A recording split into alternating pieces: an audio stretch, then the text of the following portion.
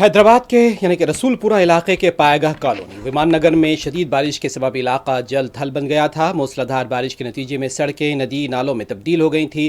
اس دوران ایک مشہور کار شو روم میں تقریباً 4 فٹ تک پانی داخل ہو گیا، جس سے وہاں کام کرنے والے تقریباً 30 ورکرز اور ایک اندازے کے مطابق 80 ورکرز اور اسٹاف ممبران اندر پھنس گئے۔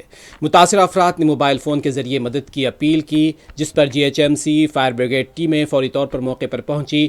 ریسکیو آپریشن کا آغاز کیا گیا۔ امدادی اہلکاروں نے پانی میں پھنسے افراد کو باہر نکالا۔ شہر کے دیگر علاقوں جیسے بیگم پیٹ، سکندرآباد، بوئن پلی، مشیرآباد میں بھی بارش کے باعث پانی جمع ہونے سے ٹریفک بری طرح متاثر رہا۔ جی ایچ ایم سی حکام نے شہریوں سے اپیل کی ہے کہ غیر ضروری طور پر گھروں سے باہر نہ نکلیں، خاص طور پر نچلے علاقوں، نشیبے علاقوں میں رہنے والے افراد چوکس رہیں۔